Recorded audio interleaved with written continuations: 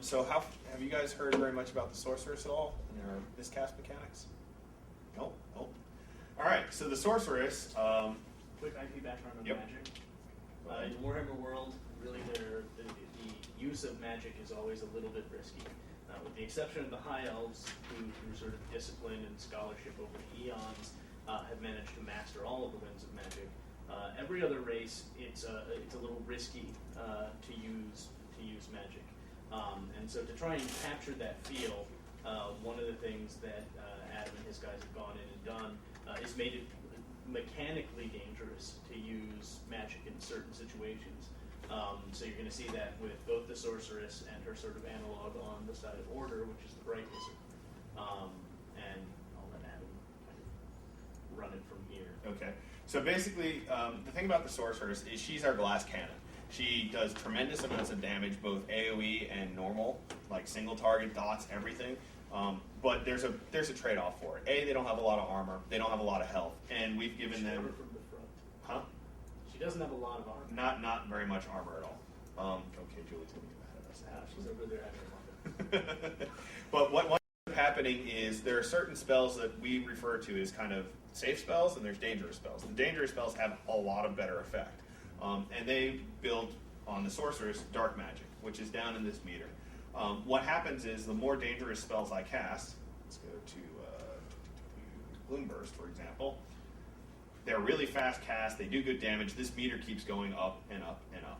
What winds up happening is the higher the meter is, the higher my critical hit chances on all of my spells, because I've gathered this dark energy around me.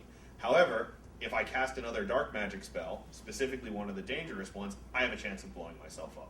So if I keep going here, and I just go, Doombolt was a safe one. So we just go Gloomburst. Oh, it's not GM'd here. So I just keep using Gloomburst, right? I've jumped up to 50% dark magic. I have a 15% crit bonus. Boom! I've blown myself up. I do a chunk of damage to myself. If I wasn't no kill, you would see like a quarter of my health go away. So basically, what the trick here is, if players want the really, really big number, they got to toe the line. They go, we're going to use dangerous spells, get me up here, use a couple safe spells, it starts going down, dangerous spells again. Where you really see people start to blow their heads up is when they start casting AoE spells, because a lot of our AoE spells are tied into dark magic, so Sorceresses and Bright Wizards can put out a ton of AoE damage. They'll also take a ton of damage in response. So that's one of our checks and balances on AoE versus direct damage.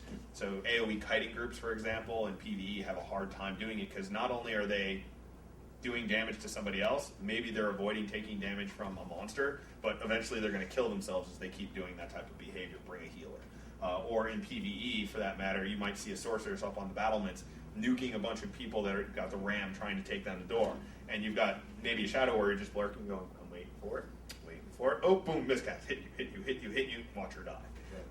And it's really kind of this up and down. It says don't spam this one ability. Hey, the best way to play this class, if you want the biggest numbers, if you want that satisfaction, use these dangerous spells, mix them up with some non-dangerous ones. Really quickly, just to overview her spec lines, and then I can answer some questions for you guys and talk about this some more. Oh, that's right, I gotta go to a trainer. Can fly at least. Man, that's so frustrating when I play beta every day, and I'm like, and I just fly over. So her three path lines are Agony, Calamity, and Destruction. Agony is all about your traditional nuker, long build times, do lots of damage, type of direct damage cast spells. Calamity is all about your debuffs and dots, your damage over time type of effects. And Destruction is all about laying waste to as big of an area as you possibly can.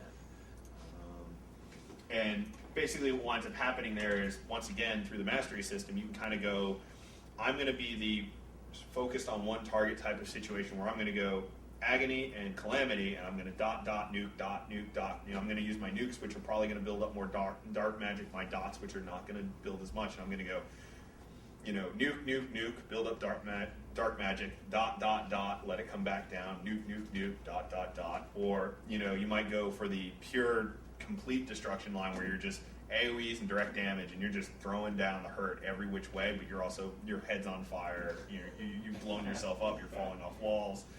As Josh can attest to, when we opened up beta for the first time, there wasn't, in the Dark Elf preview, there was no RVR, right? So you shouldn't have been seeing kill spam messages, except we forgot to turn it off on Sorceress Miscast. So within the first 5 minutes, you see, so-and-so has blown her head up with expel. And you're like, the heck was that? We turned RV off, didn't we, Josh?